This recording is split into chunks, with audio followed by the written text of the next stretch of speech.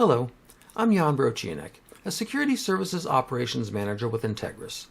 Welcome to the 2025 Quarter 2 Security Trends presentation. What you'll see in the next few minutes are some of the trends and happenings that we've been noticing on a consistent basis, items that we've been tracking, and also what we're reporting on in the red.security.news weekly newsletter. So let's get right to it. State-sponsored breaches and embedding.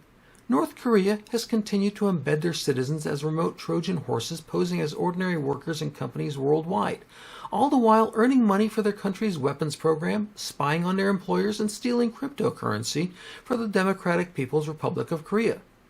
Recently, there have been some highly publicized arrests and seizures of laptop farms that were being hosted in private homes in the USA. These were being used to facilitate illegal remote work by North Koreans. Here's an image of just one such laptop farm. And while not called out in this presentation, China has continued to infiltrate and spy on, well, everyone, resulting in calls by governments worldwide for vigilance. Fake CAPTCHA, Malvertising, and Scareware. These were rampant last quarter. Threat actors have lots of money, motivation, and skill to trick unsuspecting users. Completely automated public Turing tests to tell computers and humans apart, aka CAPTCHA. These pop-ups ask users to do a specific keyboard combination and supposedly prove they're human. These things roared into popularity. By doing these requested actions, users unsuspectingly infect themselves by copying, pasting, and then running malware on their systems. This particular method has proven to be highly successful for the bad guys. News reports came out recently that a massive scam from China is creating thousands of fake e-commerce websites that look like legitimate, well-known brands. A rising issue this past quarter was AI poisoning, a process where threat actors create large quantities of fake sites, which leads AI to recommend malicious sites over legitimate ones. It's no longer safe to rely on a simple web search for purchase recommendations. Phishing, spear-phishing, whaling, vishing, quishing, smishing, pickanishing. QR codes are everywhere. Threat actors are increasingly putting their own stickers on parking meters, restaurant tables that advertise menus, public transportation stops, and more. PaaS, or phishing as a service, is incredibly inexpensive on the dark web and can be rented for pennies per account targeted. Many of those phishing emails contain QR codes for users to scan with their phones, which often have limited security. And by using this vector, threat actors bypass most corporate security measures. Text message phishing continues unabated despite carriers' attempts to stop it. Here are a couple of photos of one of a dozen known phone farms used to send text scams and facilitate their financial crimes. And closely related is a somewhat newer device known as an SMS or short message service blaster.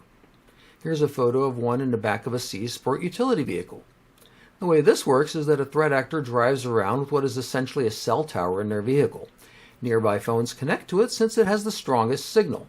This bypasses carrier blocks, allowing it to send SMS messages directly to any phone in range that connected.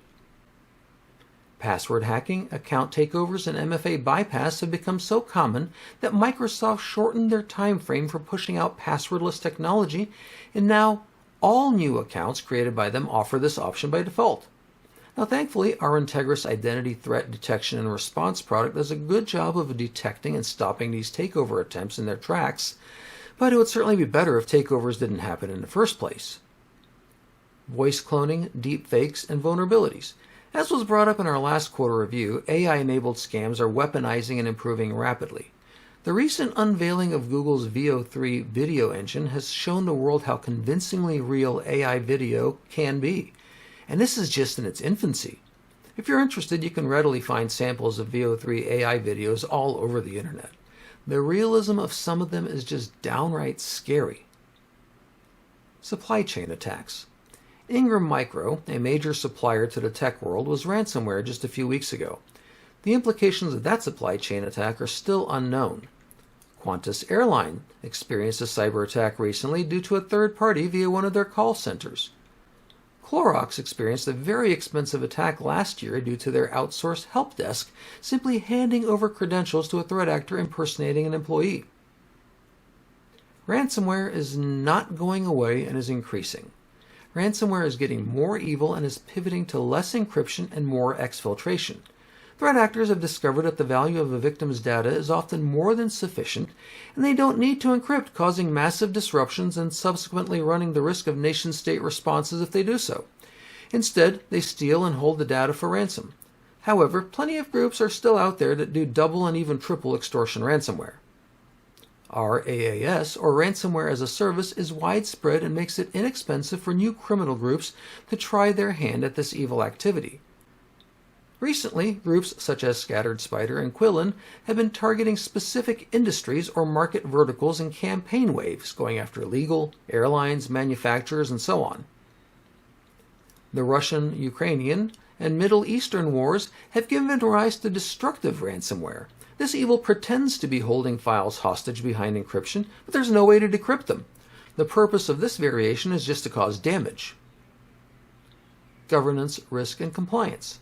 Having a GRC methodology in place that aligns to the practices of a company to specific standards and best practices helps the company ensure they're well documented and that they have proper procedures and policies in place.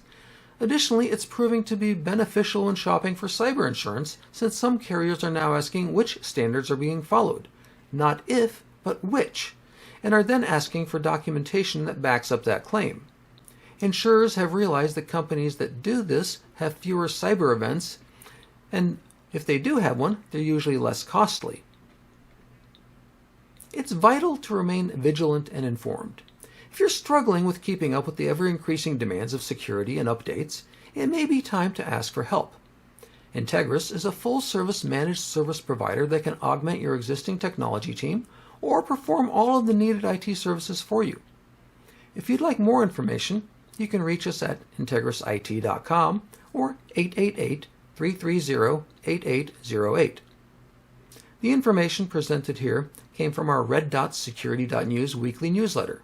Check us out on our website, on LinkedIn or YouTube to stay aware of news from around the web.